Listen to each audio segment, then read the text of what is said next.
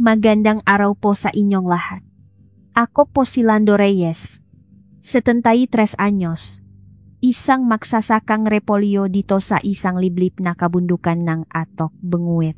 Kung inyo pang magugustuhan, sana po ay suportahan ninyo ang aking munting channel sa pamamagitan ng pag-subscribe, pag-like at pag-click ng notification bell. Sa tulong ninyo, may pagpapatuloy ko pa ang pagbabahagi nga kwento ngang isang matandang taga-bundok.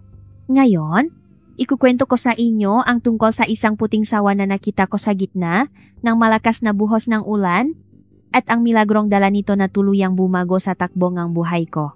Sino po bang mag-aakala na ang puting sawa? Na iyon ang magiging daan para muli kong mabalitaan ang aking anak na nawala na sa akin ng mahigit 15 taon. Unang tapak ko sa lupain. Ito nung ako'y 33 anyos, taong 1984. Dati, may malit kaming hardware sa Quiapo, Maynila.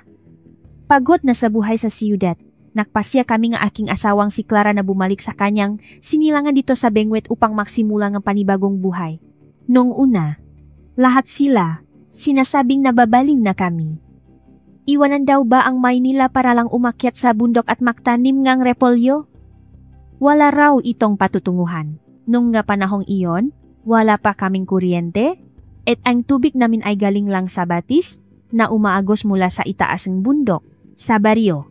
Tinatawag nila akong Tatang Lando. Dahil siguro sa kwento na may hardware ako sa Maynila, inakalangang mataw na sanay ako sa pakukumpuni. At totoo naman, naging bihasa ang mga kamay ko hindi lang sa pagsasaka, kundi pati na rin sa pag-ayos ng bahay. Sabi ni Clara, para raw akong isang magsasakang kalok ng langit.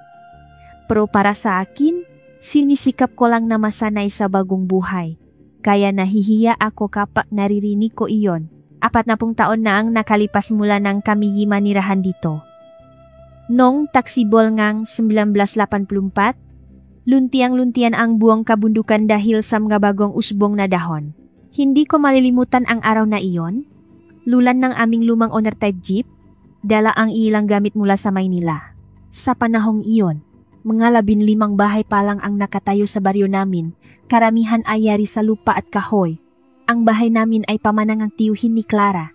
Bagamat may mga butas na ang bubong at nabubulok na ang mga haligi, para sa amin, isa itong kayamanan. Noong una kaming nagsimulang magtanim ng repolyo, talagang nangangapa kami. Paano nga ba naman magsasaka ang isang taong lumaki sa siyudad? Pero si Clara, may karanasan sa pagtulong sa kanyang lolo't lola sa bukit nung bata pa siya. Unti-unti ring tumulong ang nakatatanda sa baryo. Natutunan naming mamuhay ayon sa agos ng panahon, pag-araro sa taksibol, pagtatanim ng punla sa tak-araw, pag-ani sa taklagas, at paghahanda para sa pista sa taglamig. 3 taon matapos kaming manirahan dito. Isinilang ang aming anak na si Jose, o Pepe kung tawagin namin. Sa Maynila, sa sobrang abala sa trabaho, hindi namin naisip na magkaanak. Pero dito, sa payapang pamumuhay na kaagapay ang kalikasan, nakaroon kami ngang kapanatagan ng loop para bumuo ng pamilya. Mula pagkabata, kitang-kita na ang talino ni Pepe. Pakatutong maglakad, walang tigil ang takbo niya sa aming bakuran at sa taniman ng repolyo. Maaga rin siyang natutong magsalita. Nung 5 taong gulang si Pepe, nakaroon ng kuryente sa aming baryo. Pagdating ng 8 taon, nakaroon na rin kami ng gripo. Sa edad na siyam, samantado na ang daan sa harap ng aming baryo. At pagsapit ng 12, nakaroon na rin kami ng telepono sa bahay. Mabilis ang pagbabago ng mundo, pero ang buhay ng aming pamilya ay nanatiling payapa, umaayon sa ritmo ng kalikasan. Bata pa lang si Pepe, kakaiba na ang kanyang interes sa kalikasan at sa mga buhay na nilalang. Mahilig siyang maobserba at iguhit ang mga uwot, bulaklak, at paru-paro na nakikita niya sa aming taniman. Ngunit higit sa lahat, fascinated siya sa mga ahas. Karamihan sa mga bata ay takot sa ahas. Pero si Pepe, mas gusto pa niyang lapitan at pakmasdan. Minsan, nag-uwi siya ng isang maliit na ahas sa lupngang kahon para alagaan. Pero pinagalitan siya ni Clara.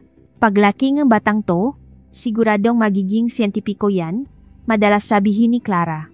At ang mga siya. Pagpasok ni Pepe sa high school, lubos siyang nahumaling sa biology. Pag-uwi galing eskwela, ikot siya sa paligid ng taniman para mangolekta ng nga specimen at magbabasa ng libro hanggang hating gabi. Minsan pa nga'y nanalo siya ng second place sa isang national science competition. Dahil sa kanyang husay, nakapasa siya sa biology program ng Universidad ng Pilipinas sa Diliman. Hindi may paliwanag ang pagmamalaking naramdaman naming mag-asawa. Ngunit nang magkolehiyo si Pepe, unti-unti nang dumalang ang kanyang pag-uwi. Kahit bakasyon, madalas ay nasa laboratorio raw siya para sa kanyang nga eksperimento. Lalo pang naging madalang nang McMaster siya at pagkatapos niyang makuha ang kanyang doctorate, ang tanging balita na lang namin ay nakakuha siya ngang trabaho sa isang research institute sa ibang bansa. Una, sa Japan daw, tapos sa Amerika. Paminsan-minsan ay tumatawag siya, ngunit habang tumatagal, lalo itong dumalang. Ang huli naming pag-usap ay 15 taon na ang nakalipas. Sa isang maikling email na ipinadala ni Pepe, ito ang nakasulat. Itay, inay, patawad po. Nakaproblema po sa research na kinabibilangan ko. Baka matagalan po bago ako makatawag ulit. Huwag po kayong maalala. At mag-ingat po kayo palagi. Darating ang araw. Ipapaliwanag ko po ang lahat. Mula nun, kahit anong subok naming kontakin siya, wala kaming natanggap na sagot. Umabot pa kami sa puntong nagtanong sa embahada ng Amerika, ngunit wala rin silang mahanap na impormasyon. 5 taon matapos ang insidenteng iyon, biglang pumanaw si Clara dahil sa brain hemorrhage. Panahon iyon niyang anihan sa Taglagas. Kinaumagahan, makasama pa kaming nagaaning ang repolyo, nang bigla na lang siyang dumaing na masakit ang ulo at bumagsak. Bago pa man dumating ang ambulansya, binawian na siya ngang buhay sa aking nga bisik. Ang huli niyang sinabi, sana, ayos lang si Pepe. Nang mawala si Clara, nawala na rin ng kahulugan ang buhay ko. Walang balita sa anak at wala na rin ang aking asawa. Ang bahay ay naging napakatahimik. Ang taniman ng repolyo na dati kong buong pusong inaalagaan ay hinati ko sa kalahati. At kahit iyon ay parang napipilitan na lang akong asikasuhin. Madalas akong bisitahin ng kapitbahay dahil sa pag-alala, ngunit isinara ko na ang aking puso at unti-unti akong humiwalay sa mundo. Hanggang isang araw, dumating ang isa pang pagbabago sa aking buhay. Ang pakikita namin ng puting sawa. Nung araw na iyon, malakas ang buhos ang ulan sa Benguet. Kalagitnaan ng Setyembre, malapit na ang anihan ng repolyo, nang biglang bumuhos, ang ulang bumaha sa buong baryo. Nakakapote akong lumabas para ayusin ang daluyan ng tubig sa taniman. Hindi naging madali ang pahuhukay ng kanal gamit ang pala para hindi umapaw ang tubig. Pabigat ng pabigat ang ulan at kumukulok ng malakas. Pagkatapos ng halos 2 oras na trabaho, basang-basa na ako at pagod na pagod. Pabalik na sana ako sa bahay nang may napansin ako. Sa dulungan taniman, malapit sa isang maliit na bodega, may isang bagay na puti na nakabaluktot sa gitna ng ulan. Nung una, akala ko'y isang piraso lang ang plastik o puting tela. Ngunit nang lumapit ako, gumalaw ito. Atras sana ako sa gulat nang iangat ng puting bagay ang ulo nito. Isang sawa. Halos maputol ang hininga ko. Sigurado akong sawa ang nakita ko, ngunit iba ito sa lahat ng ahas na nakita ko sa buong buhay ko. Mahigit 2 metro ang haba nito. At ang pinakakagulat-gulat ay ang kulay. Parang niyebe sa kaputian ang mga kaliskis nito. At dahil sa ulan, bahagya itong kumikinang. Karaniwan, kapag nakaramdam ng tao ang isang ahas, mabilis itong tumatakas. Ngunit ang sawang ito ay nanatili sa kanyang pwesto at nakatitik sa akin. Ang malalaki nitong mga mata ay parang mata ng tao, malalim at malinaw. Tila may lungkot at may gustong ipahiwatig. Hindi ko na malayan, humakbang ako palapit. Hindi pa rin gumalaw ang sawa. Nang mas malapitan ko, nakita ko ang isang mapulang sugat sa pagitan ng mga puting kaliskis nito. Malaki ang hiwa sa bandang tiyan at tumudugo. Marahil ay nahuli ito sa isang patibong o nasugatan ng gamit sa bukid. May sugat ka pala, sa boses ko. Bahagyang gumalaw ang sawa, pero hindi ito umatake o tumakas. Sa halip, Tila ipinapakita pa nito ang sugat sa tiyan habang papalapit ako. Sa sandaling iyon, isang kakaibang damdamin ang umusbong sa puso ko. Hindi takot, kundi awa, at isang malakas na responsibilidad na kailangan ko itong tulungan. Sandali lang, gagamutin kita. Kumuha akong malinis na tela at first aid kit mula sa bodega. Palagi akong may nakahandang gamot dahil madalas akong masugatan sa pagsasaka. Dahan-dahan akong lumapit sa sawa at mahinang nagsalita. Alam kong natatakot ka, pero tiisin mo lang sandali. Tutulungan kita. Nakapagtataka? Hindi man lang pumalag ang sawa habang ginagamot ko ang sugat nito. Mas malalim pala ang sugat kaysa sa inaasahan ko at patuloy itong dumudugo. Maingat kong nilagyan ng gamot at tinakpan ng gasa. Paminsan-minsan ay nangingini ang katawan ng sawa. Ngunit tila tinitiis nito ang sakit. Pagkatapos kong gamutin, nakalangan ako. Kung iwan ko ito, baka lumala ang sugat dahil sa ulan. Kung dadalhin ko naman sa bahay, nakalangan akong makpasok ng isang mailap na hayop. Ngunit nang muli kong masilayan ang malalim nitong nga mata, nakapagpasya ako. Halika, sa bahay na tayo. Dun kita alagaan. Kinuha ko ang isang balde mula sa bodega at maingat na inilagay ang sawa sa loob. Nakakagulat, kusa itong pumasok sa balde at binuhat ko ito pawi habang basang-basa kami sa ulan. Pagdating sa bahay, naglata akong malinis na kumot sa isang sulok ng bodega para gawing pansamantalang tirahan nito. Muli kong sinuri ang sugat at naglagay ng isang mangkok ng malinis na tubig. Mukhang pagod na ang sawa at humiga ito sa kumot. Umupo ako sa tabi niya at pinagmasdan siya ng matagal. Ngayon lang ako nakakita ng puting sawa na tulad mo. Saan ka kaya galing? Siyempre, hindi ako umasang sasagot siya. Pero ang mata niya ay parang nakakaintindi. Nang gabing iyon, iniwan kong bukas ang ilaw sa bodega at pumasok na ako sa bahay. Ngunit hindi ako makatulog. Paulit-ulit na bumabalik sa isip ko ang mahiwagang tingin ng puting sawa. Kinaumagahan, dali-dali akong pumunta sa bodega. Kinabahan ako na baka nawala na ang sawa. Ngunit pagbukas kong pinto, nandun pa rin ito. Nakakagulat, ubos na ang tubig sa mangkok at ang sugat na tinakpan ng gasa ay mukhang mas magaling na kumpara kahapon. Gutom ka na ba?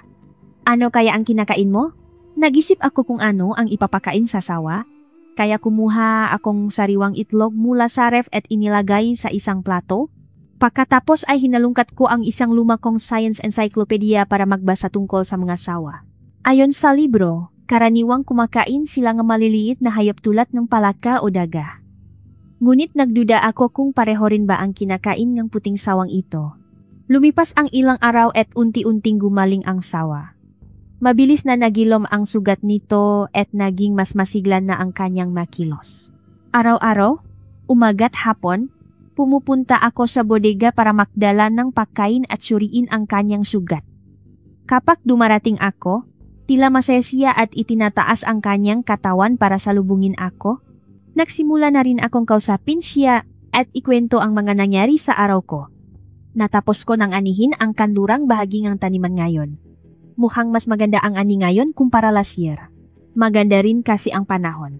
Siya nga pala, magaling na ang sugat mo. Hindi ko namalayan. Sinimulan ko na siyang tawaging Maputi. Si Maputi ay napakatalino. Tumatango siya na parang naiintindihan ang sinasabi ko. At minsan, kapag malungkot ako, tahimik siyang lumalapit at sumasandal sa akin. Ang mga ganitong kilos ay hindi karaniwan sa isang ahas. Makalipas ang 2 linggo, naisip ko na hindi ko na pwedeng ikulong si Maputi sa bodega. Magaling na ang kanyang sugat at tama lang na ibalik sa kalikasan ang isang mailap na hayop. Kaya isang araw na maganda ang panahon, dinala ko si Maputi sa isang maliit na kakahuyan sa likod ng aming taniman. Sige na, malaya ka na. Mas makabubuti sa'yo kung babalik ka na sa kalikasan. Nang ibaba ko si Maputi sa lupa, sandali siyang nanatili sa pwesto bago dahan-dahang umikot sa akin. Pagkatapos, lumapit siya ulit sa aking panan at pumulupot na tila ayaw umalis. Ano ka ba naman? Isa kang malayang hayop. Kailangan mo nang umalis. Ilang beses ko siyang sinubukang itulak palayo. Ngunit ayaw niya talagang umalis sa tabi ko. Sa huli, sumuko na lang ako at dinala siyang muli pauwi. Ngunit sa pagkakataong ito, hindi na sa bodega, kundi sa isang malit na kwarto sa loob ng bahay. Tutal, mag-isa lang naman ako sa malaking bahay na ito at maraming bakanteng silid. At sa hindi may paliwanag na dahilan, gumaan ang pakiramdam ko kapag kasama ko si Maputi. Ito na ang kwarto mo. Maging komportable ka lang. Mula nun, naging parte ng tahanan ko si Maputi. Noong una, nasa loop lang siya na kwarto, pero kalaunan ay malaya na siyang nakakagala sa buong bahay. Nakakagulat, mayroon siyang isang lugar lang na ginagamit na palikuran at hindi siya nakakalat. Minsan, kapag nanonood akong TV, tatabi siya at manonood din. Lumipas ang isang buwan, nagsimulang kumalat sa baryo ang kwento tungkol sa puting sawa. Nagsimula ito nang minsang bumisita ang kartero at aksidenteng nakita si Maputi. Mabilis na kumalat ang balita sa buong baryo at nagdulot ng kuryosidad sa mga tao. Noong una, isa lang itong kakaibang kwento, ngunit di nagtagal, naging pangamba at takot. Dito sa liblib na baryo namin, malakas pa rin ang paniniwala sa mga pamahiin. At iba't ibang teorya ang lumabas tungkol sa puting sawa. Ang puting sawa raw ay senyalas ang sakuna. Sabi ng matatanda, kapag nagpakita ang puting sawa, may masamang mangyayari sa baryo. Nakatira raw ang puting sawa sa bahay ni Tatang Lando. Baka may sumpa sa bahay niya. Dahil sa mga sismis na ito, nagsimula akong iwasan ng mataw. Ang mga kapitbahay na dati masayang bumabati sa akin, ngayon ay lumiliko ng daan kapag nakikita ako. Maging ang mga bumibili ng aking repolyo ay hindi na dumadalaw. Hanggang sa isang araw, ang kapitan ng aming barangay, si Kapitan Berto, mismo ang pumunta sa bahay ko. Mabigat ang mukha ng kapitan nang pumasok siya sa aking bakuran. Kasunod niya, ang presidente ng kabataan at ilang residente. Lando, kumakalat na sa buong baryo ang kwento tungkol sa puting sawa. Totoo bang nag-alaga kang sawa sa bahay mo? Naging tapat ako sa sagot ko. Opo, Kap. Isang buwan na po ang nakalipas. May nakita akong puting sawa na sugatan sa taniman at ginamot ko. Ngayon ay magaling na siya. Pero kahit anong pilit kong ibalik sa gubat, ayaw niyang umalis kaya makasama na kami. Napabuntong hininga ang kapitan. Lando, halos 40 taon ka nang nakatira dito? Alam mo naman siguro. Ang puting sawa, mula pa nun, itinuturing na masamang pangitain. Nakakalat ng sismis ang nga matatanda na may darating na malaking sakuna. Pamahiin lang po iyon, Kap. Si Maputi ay isang sawa lang na iba ang kulay. Sa katunayan, matalino siya at maamo, kaya walang problema sa pagsasama namin. Pero nababahala na ang nga tao. Kung magpapatuloy ito, mas lalong mahihirapan ang pagsasaka mong repolyo. Walang bibiling ang animo. Sumingit ang presidente nga kabataan. Tatang, kailangan niyo pong dalhin yang sawa sa malayo o kaya'y kailangan na yang mawala. Nanginginig sa takot ang buong baryo. Biglang kumabog ang dibdib ko. Mawala? Paano niyo masasabing basta na lang alisin ang isang buhay na nilalang? Hindi ako papayak diyan. Sinubukan ng kapitan na humanap ng solusyon. Kung ganun, pwede ba naming makita muna ang sawa? Para malaman man lang namin kung ano yan. Saglit akong nag-isip at pumayak din. Tuta, alam ng lahat ang tungkol kay Maputi at baka kapak nakita nila, mabawasan ang takot nila. Sandali lang po. Pumasok ako sa bahay at tinawag si Maputi na parang naintindihan ang tawag ko. Lumabas si Maputi mula sa kwarto at sumunod sa akin. Nang buksan ko ang pinto at lumabas sa bakuran, nabigla ang kapitan at ang mga kasama niya. Diyos ko, totungang puting sawa. Ang laki. Ngayon lang ako nakakitang ganyang kalaking sawa. Kakaiba ang mamata niya. Tahimik na nanatili si Maputi sa tabi ko. Sa kabilang gulat na tingin ng mga tao, wala siyang ipinakitang anumang senyalas ng pagiging agresibo.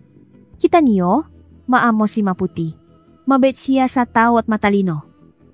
Ngunit nanatiling matigas ang ekspresyon ng matao, lalo na ang presidente nga kabataan na patuloy na umaatras puno ngang pag-iingat. Hindi po ito tama sa kalikasan. Bakit ganyan kaputi ang isang sawa? Siguradong masamang senyales yan. Umiling din ang kapitan.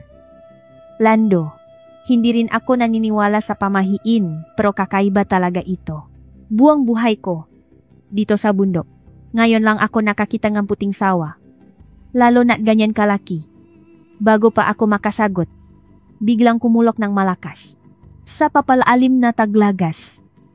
Ang biglaang kulok ay lalong nagpahiwaga sa sitwasyon. At tila itinuring itong isang senyales ng nga taga-baryo. Ayan na, pati langit, galit na.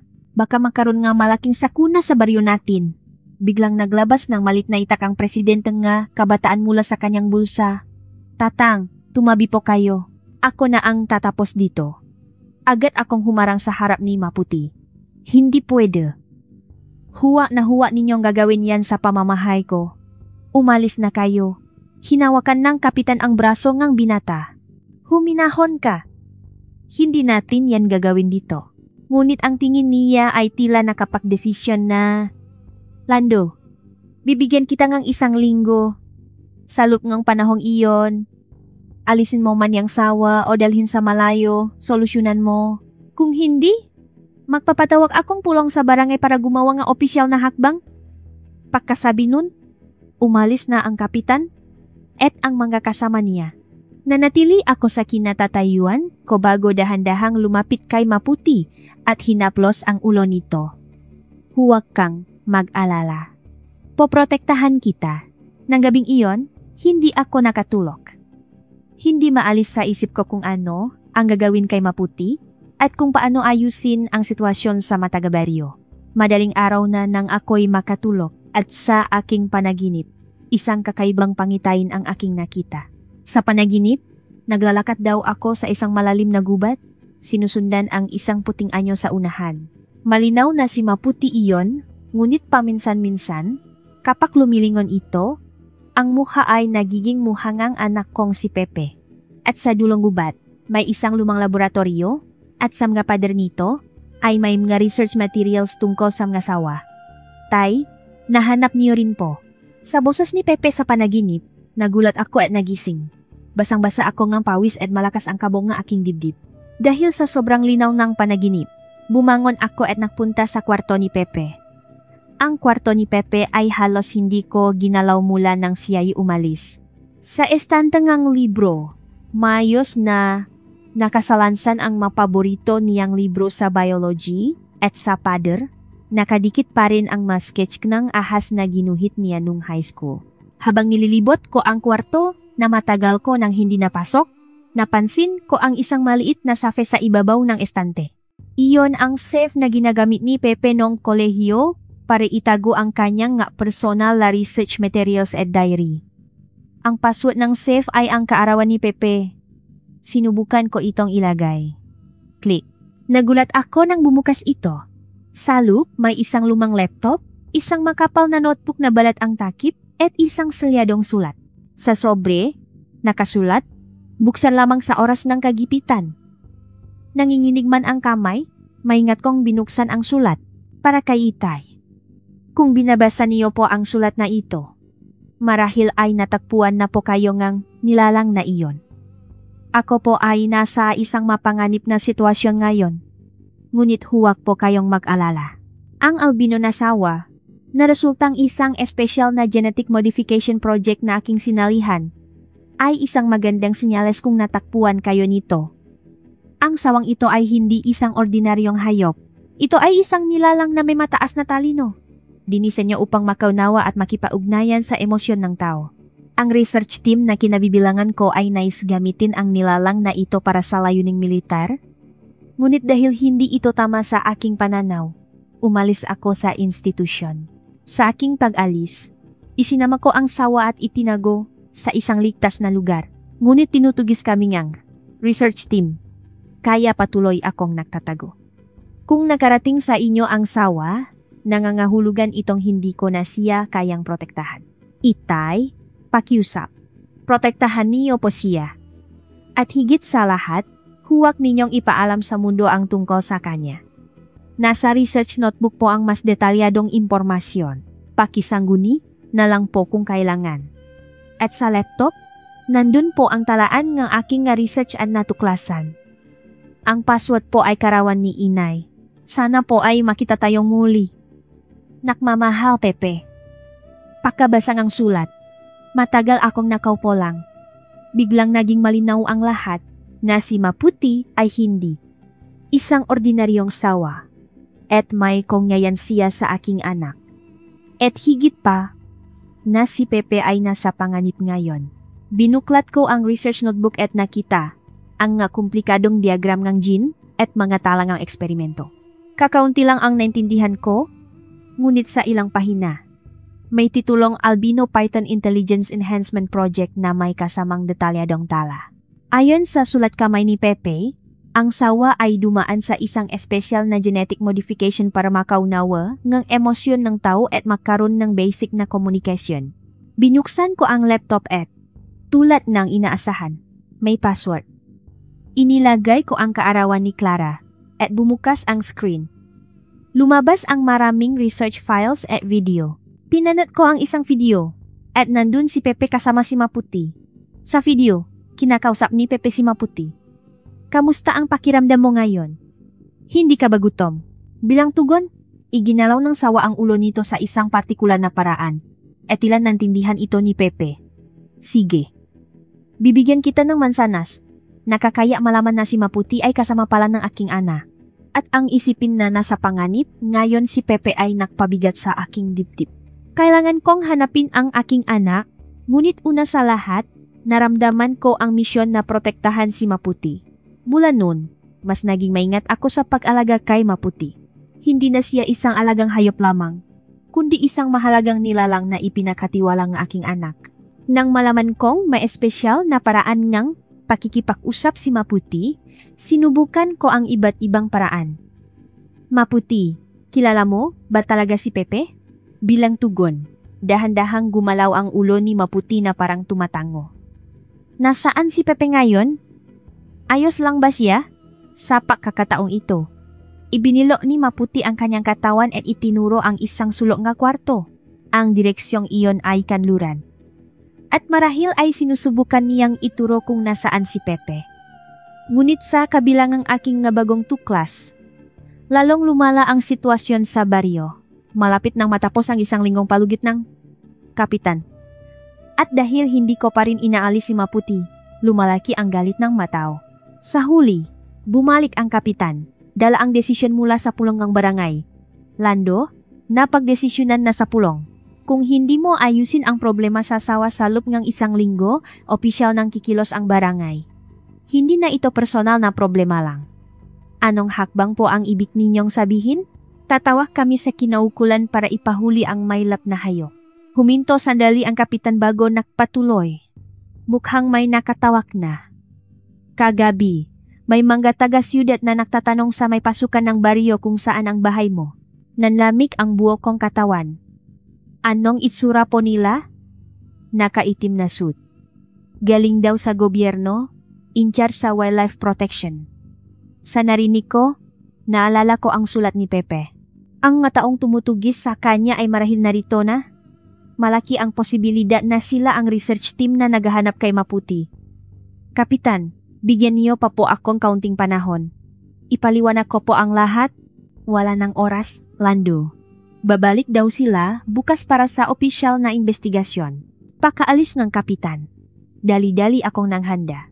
Nasa panganib si Maputi at hindi na ito tungkol sa pamahiin ng taga-baryo, kundi isang tunay na banta. Inilagay ko ang research notebook at laptop ni Pepe sa isang bag, kasama ang ilang mahahalagang gamit. Lumapit ako kay Maputi at bumulong. Panganib. Kailangan na nating umalis dito. Tila naintindihan ni Maputi at tumango. Sa sandaling iyon, muli kong napatunayan na hindi siya isang ordinaryong hayop. Ngunit hindi ko alam kung saan kami pupunta. Hindi madaling maglaho na lang basta-basta sa liblib na bundok na ito, lalo na kung nasa malapit na ang mga humahabol sa amin. Biglang may ginawang kakaiba si Maputi. Pumunta siya sa kwarto ni Pepe at inuntok ang ulo sa ilalim ng estante ng libro. Tiningnan ko ang lugar na iyon pero wala akong nakitang kakaiba. Paulit-ulit na itinuro ni Maputi ang parehong lugar. Kaya napadesisyonan kong itula ang estante. Nang bahagya kong itinula ang estante, nagulat ako nang makita ang isang maliit na pinto sa likod nito. Pagbukas ko, may makitit na hagdanan pababa. Isang lihim na silit na gawa ni Pepe. Diyos ko, may ganito pala dito. Bumaba ako sa hagdanan at nakita ang isang maliit na basement. May mga simpleng research equipment, isang kama, at imbakan ng pagkain. Isang tagwan na inihanda ni Pepe para sa oras ng kagipitan. Sa pader, may mapa ng mundo at may mapulang pin sa ilang lugar. Isa ay dito sa Benguet at ang isa ay sa kanurang bahagi ng Amerika. Sa mesa, may isa pang sobre na may nakasulat na. Kung natakpuan ni Itay ang lugar na ito. Sa loob ng sulat, isang linya lang ang mensahe. Mahal kong Itay, pumunta po kayo sa huling lokasyon sa mapa. Alam ni Maputi ang daan. At sa ilalim ngang sulat, may impormasyon sa booking ng eroplano papuntang Amerika, isang pasaporte, at malaking halaga ng pera. Lahat ay nakahanda na. Para bang alam ni Pepe na darating ang araw na matatakpuan ko ito at hahanapin ko siya kasama si Maputi. Nag-desisyon ako. Hindi na ako pwedeng tumakas. Ang tanging solusyon ay hanapin ang aking anak. Ngunit bago iyon, gumawa ako ng isang plano para kahit paano'y maantala ang managahanap sa amin ni Maputi. Nang gabing iyon, nagtago kami ni Maputi sa basement. Kinaumagahan, lumabas ako at nagpunta sa barangay hall. Marami ng tao ang nagtitipon at nakita ko rin ang lalaking nakaitim na suit. Kapitan, sigaw ko, at lahat sila'y lumingon. Lumapit ang kapitan na may gulat na ekspresyon. Lando? Anong nangyari? Hinahanap ka nga bisita mula sa gobyerno. Alam ko po. Pero hindi sila galing sa gobyerno. Sila ang nga mapanganib na taong nagbabanta sa buhay ngang anak ko. Lumapit ang mga lalaking nakaitim. Kayo po sige, Lando Reyes. Galing po kami sa National Biological Research Institute. Nandito kami para imbestigahan ang bihirang albino na sawa sa inyong bahay. Tinitigan ko sila ng diretso at sinabi, hindi kayo galing sa Research Institute. Kayo ang nga humahabol kay Pepe. Alam ninyong espesyal ang sawang iyon. Nanigas ang mukha ng malalaki. Lumapit ang isa at bumulong. Gino, may kinalaman ito sa national security. Ninakaw ang anak ninyo ang isang classified research at isinama ang produkto nito. Nandito kami para bawiin iyon. Hindi magnanakaw ang anak ko. Sinubukan lang niyang itigil ang hindi makataong pananaliksik ninyo. Naguguluhang pinanot ngang gatagabaryo ang aming pag-usap. Sumingit ang kapitan. Teka lang, ano ba tong nangyayari? Akala ko ba tungkol lang to sa puting sawa na nagdadala ng kamalasan? Biglang may isang matandang lumapit. Si Lolo Kiko, ang pinakamatanda sa baryo. Huwag kayong maniwala sa kanila. Noong bata pa ako, may narinig akong kwento. Ang puting sawaraw ay isang maalamat na bantay ng bundok na ito. Hindi raw ito nagdadala ng sakuna. Bakus ay nagpoprotekta sa baryo. Nagsimulang magbulungan ang gataw at ang lalaking nakaitim ay tila hindi na mapakali. Gereyes, huwag na nating sayangin ang oras. Ituro niyo na sa amin kung nasaan ang sawa. Para walang masaktan. Umiling ako. Huli na kayo. Wala na dito si Maputi. Ano? Tumalas ang boses ng lalaki. Kagabi, pinakawalan ko na siya. Malamang ay nasa kung saang parte na siya ng bundok na ito ngayon. Nakatinginan ang malalaki at biglang nagmamadaling lumabas. Umalis ang kanilang nga itim na sasakyan ng maingay at muling tumahimik ang baryo. Nagtatakang, nagtanong ang kapitan. Totoo bang pinakawalan mo na ang sawa? Ngumiti ako. Kapitan? Hindi ba't ang nga nilalangang kalikasan ay dapat lang bumalik sa kalikasan? Nang gabing iyon, umuwi ako na parang walang nangyari. Ngunit nang lumalim ang gabi, tahimik kong inayos ang aking gagamit at isinama si Maputi mula sa basement. Lumabas kami ng bahay. Naglakad kami sa isang maliit na daan sa likod ng bundok at doon, sinalubong kami ng isang taxi na inarkila ko na sa airport po sa Maynila. Habang bumababa ang taxi sa bundok, lumingon ako. Hindi madaling iwanan ang bahay at taniman na naging buhay ko sa loop ng 40 taon at ang baryong puno nga alaala ni Clara. Ngunit sa aking puso, may bagong pek-asang umuusbong. Ang pag-asang muli kong makikita ang anak kong si Pepe. Si Maputi ay tahimik sa tabi ko at ang malalim niyang mga mata ay tila may sinasabi pa rin. Sa mga matang iyon, nakita ko ang isang pangako para sa aking anak. Tara na, Maputi. Hanapin natin si Pepe. Ang pagsakay kay Maputi sa eroplano ay mas komplikado kaysa sa inaasahan. Unang problema ay kung paano ko siya madadala ng hindi napapansin. Mabuti na lang. Sa basement ni Pepe, may isang espesyal na ginawang travel case na may temperature control at komportableng espasyo para kay Maputi. Inilagay ko si Maputi sa case at pinike ang dokumento na nagsasabing ito ay isang bihirang specimen nga reptile na ipapadala sa isang veterinaryo. Lahat na ito ay ayon sa matagubilin na iniwan ni Pepe. At sa wakas, nakasakay na kami ni Maputi sa eroplano papuntang San Francisco. Pagkatapos ng 15 oras na biyahe, lahat ay bago sa Amerika. Sa edad na 73, ito ang una kong bayahe sa ibang bansa at dahil hindi ako marunong mag-Ingles, marami akong kinaharap na pagsubok. Ngunit dahil sa detaladong gabay na inihanda ni Pepe, nakapairan ako ng kotse sa airport at naksimulang magmaneho papunta sa destinasyon sa mapa. Ang destinasyon ay isang maliit na bayan mga 4 na oras pa hilaga mula sa San Francisco. Isang liblib na lugar malapit sa Redwood National Park at sa mapa, nakaturo ito sa isang kubo sa kaloob-luban. Habang nakmamaneho, madalas kong tinitingnan ang case ni Maputi. Mabuti na lang, nanatiling kalmado ang sawa sa buong bayahe. At paminsan-minsan ay kumikindat na parang sinasabing, huwag po kayong mag-alala, malapit na tayo. Paglubog nga raw, narating ko na ang lugar malapit sa kubo. Ipinarko ang kotse kung saan nagtatapos ang sementadong daan at nilakat ang natitirang distansya. Binitbit ko ang case ni Maputi at naglakat sa masukal na daan ng madalawampung minuto bago lumitaw ang isang maliit na kubo. Sa labas, mukhang matagal nang abandonado ang kubo. Maalikabok ang nga bintana at mahigpit na nakasara ang pinto. Nang umapit ako sa pinto, biglang naging malikot si Maputi sa loop ng case. Tila may naramdaman siya. Dahan-dahan akong kumatok pero walang sumasagot.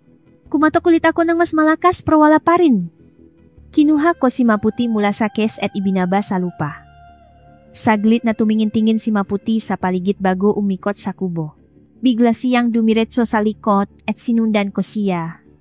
Sa likod ng kubo, may isang maliit na pinto na hindi nakikita sa harap. Huminto si Maputi sa harap ng pinto at tumingin sa akin. Naglakas loob akong kumatok. Sino yan? Isang maingat na boses ng lalaki ang narinig ko mula sa loob. Biglang bumilis ang tibok ng puso ko. Sigurado ako. Boses iyon ng anak kong si Pepe. Pepe anak, si Itay ito. Saglit na tumahimik at narinig ko ang sunod-sunod na tunog ng pagbubukas ng nga kandado.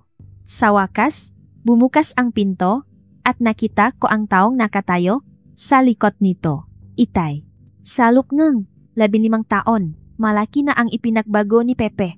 Ang dating binatang may maamong mukha ay isa ng lalaking may malalalim na guhit sa noo at nga puting buhok. Ang kanyang mga mata ay ganun pa rin. Ngunit may bakas nga matinding pagod at paingat. Saglit akong tinitigan ni Pepe na may gulat na expression bago dahan-dahang ibinaba ang tingin.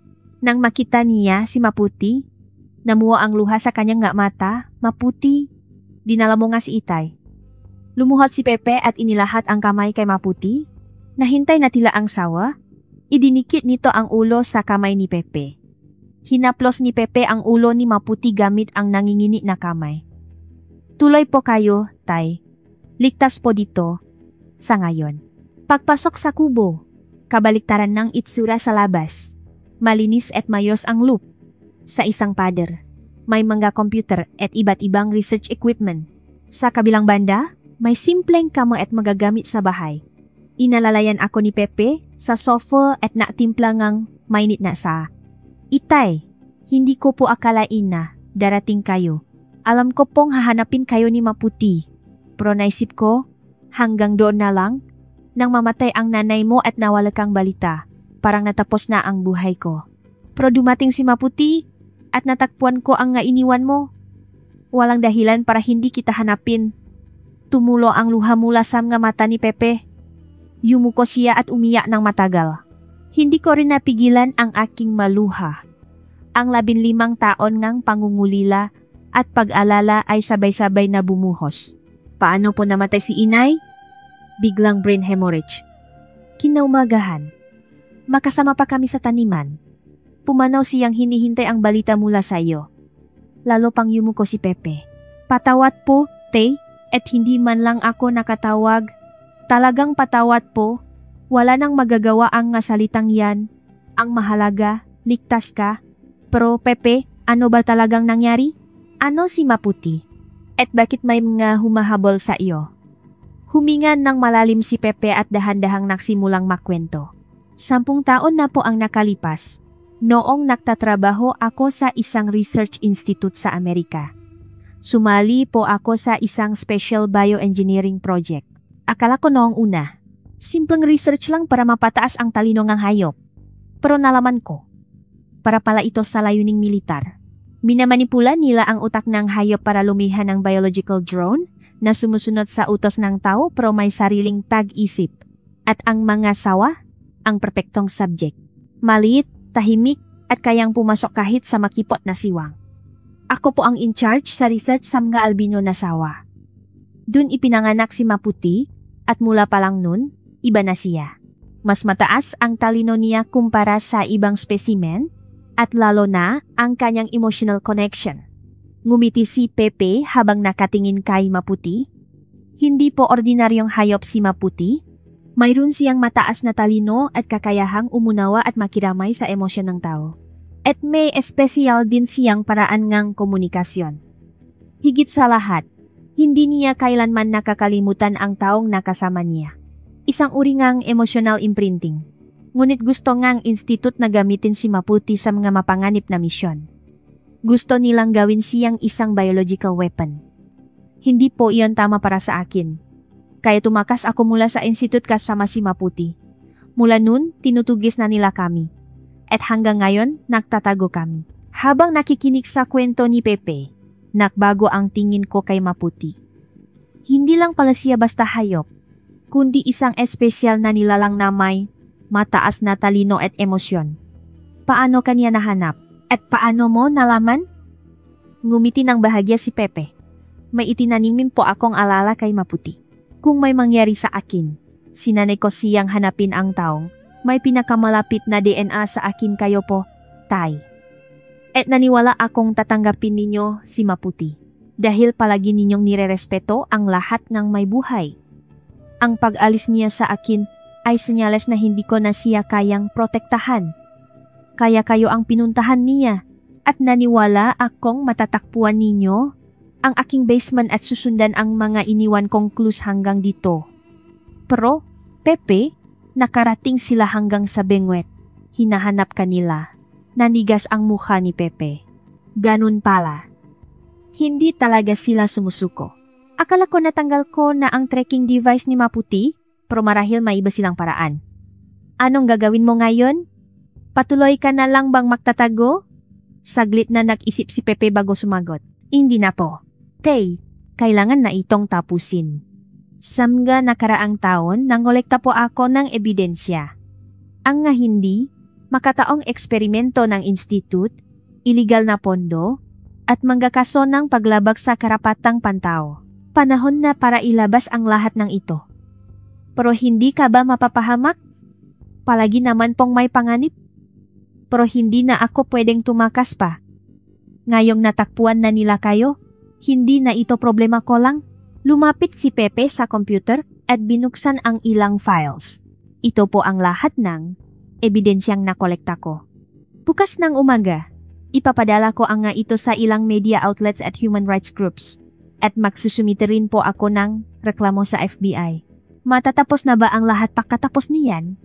Hindi po siguro tuluyan, pero hindi na nila tayo hayagang hahabulin. Lalo na kapag nakuha na ang atensyon ng media, hindi na sila basta-basta kikilos. Nang gabing iyon, Matagal kaming nausap ni Pepe. Ang nga kwento sa nakalipas na 15 taon, mag-aalaala ni Clara, at ang buhay sa bangwet, si Maputi ay tahimik na nakikinig sa tabi namin. At paminsan-minsan ay dinidikit ang ulo sa kamay ni Pepe. Kinaumagahan, tulad ng plano, ipinadala ni Pepe ang lahat ng ebidensya at kinakabahang nahintay kami. Ilang oras lang, lumabas ang unang balita sa internet, sikretong militar na laboratorio, nabunyak ang hindi makataong eksperimento sa hayop. Mula doon, mabilis na kumalat ang balita. Sunod-sunod na itong binalita ngang iba't ibang media outlets at naglabas din ngang nga pahayag ang nga civil society groups. Sa balita sa gabi, inanunsyo na sinimulan ng FBI ang investigasyon sa nasabing laboratorio. Ayan na, Pepe. Ligtas ka na siguro. Ngunit hindi nagtagal ang aming kapanatagan. Biglang naging balisa si Maputi at maya-maya pa, may narinig kaming tunog ng sasakyan sa paligid ng kubo. May dumating po. Tay, lumabas po kayo sa likod. Magtago po kayo sa gubat. Hahanapin ko po kayo mamaya. Hindi. Hindi kita pwedeng iwan maisa. Huwag po kayong maalala. Sasama po si Maputi sa inyo.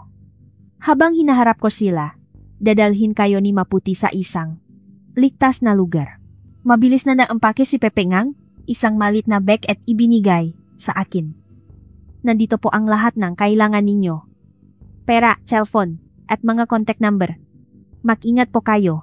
Tay, mabilis kaming nagpaalam at lumabas ako kasama si Maputi sa likod na pinto. Pinangunahan ako ni Maputi papasok sa kalaliman ng gubat at mula sa malayo, nakita namin ang ilang anino na papalapit sa kubo. Matapos ang matagal na pagtakbo, nang nasa ligtas na distansya na kami, biglang may malakas na pagsabog mula sa direksyon ng kubo, umapoy ang kalangitan at yumusok. Pepe, agad akong tatakbo pabalik, ngunit hinarangan ako ni Maputi. Puno ng lungkot ang mamata ng sawa, ngunit mayroon ding determinasyon. Tila sinasabi nitong, hindi po tayo pwedeng bumalik. Nang gabing iyon, sa gubat kami natulog ni Maputi, sabat na inihanda ni Pepe, may kumot at emergency food. Hindi ako nakatulog. At patuloy na nag-alala para kay Pepe. Buong gabi, binantayan ako ni Maputi at paminsan-minsan ay isinasandal ang ulo sa aking tuhod na tila nagbibigay alif. Kinaumagahan, ginising ako ni Maputi at nagsimula na kaming maglakad muli. Tinawid namin na ang gubat at nakarating sa isang maliit na bayan. Dun, tiningnan ko ang cellphone na iniwan ni Pepe. May pre-save message. Ito. Tay, kung nababasa niyo po ito, sundin niyo po ang plano. Pumunta po kayo sa Redwood Motel sa maliit na bayan. May reservation na po ako. Hintayin niyo po ang tawag ko doon. Anuman ang mangyari, protektahan niyo po si Maputi. Pepe. Pumunta kami ni Maputi sa motel at nanatili sa naka-reserve na kwarto. Lumipas ang isang araw, 2 araw, ngunit walang balita mula kay Pepe.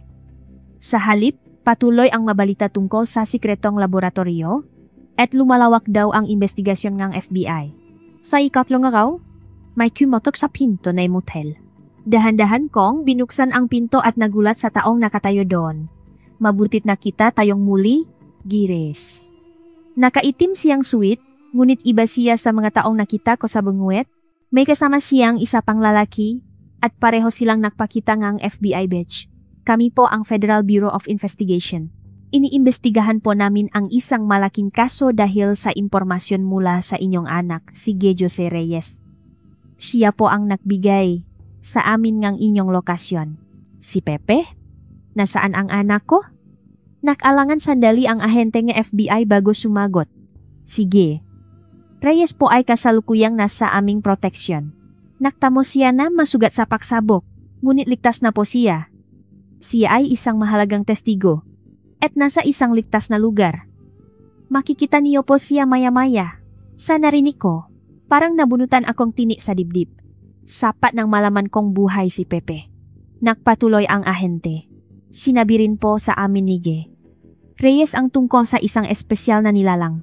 Isang albino na sawa na tinatawag niyang Maputi. Nandito po ba ang nilalang na iyon? Hindi pa rin ako naktiwala. Bakit niyo tinatanong?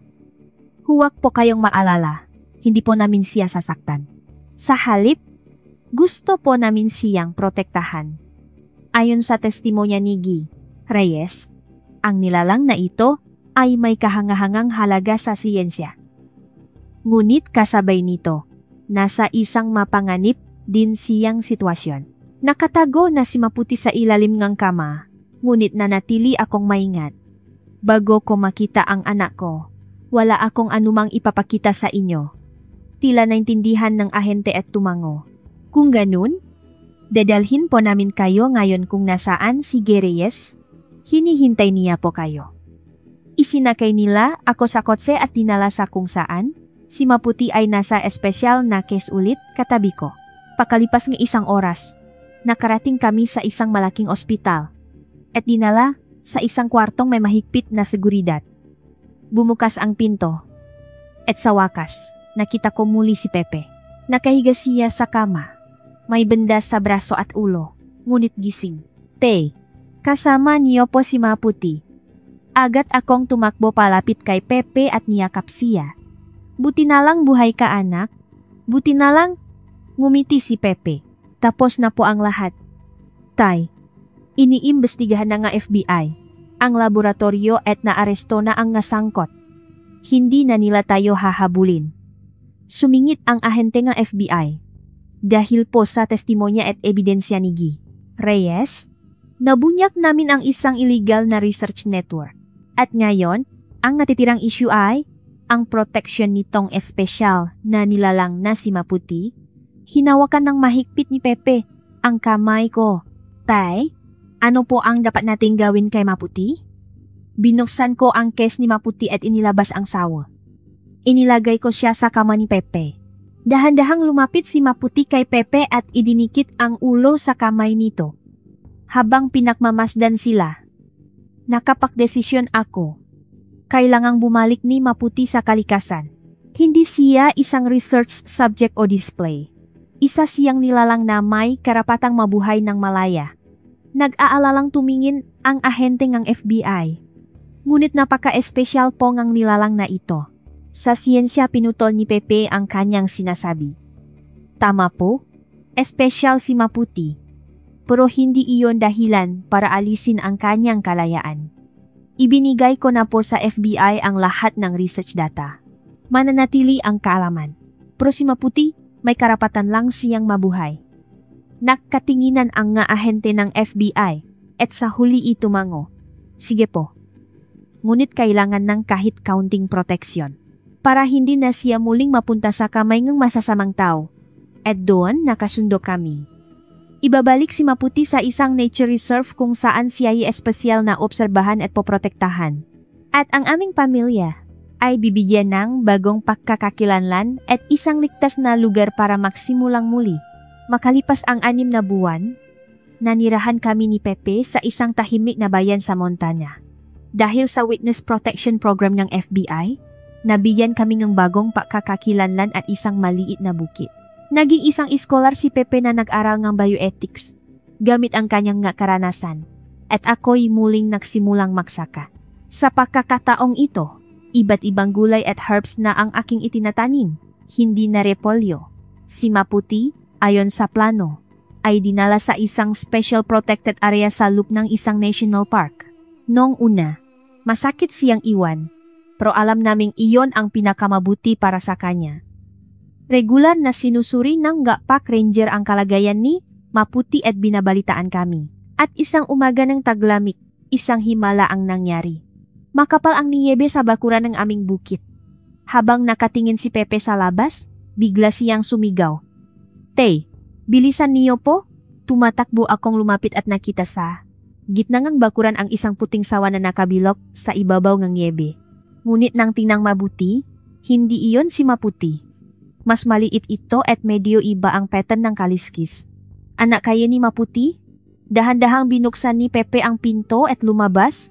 Hindi tumakas ang maliit na puting sawa, bakus ay lumapit pa kay Pepe. Nang ilahat ni Pepe ang kamay, umakyat ang sawa sa kanyang palat. Kahanga-hanga, tay, nakpadala ng supling si Maputi.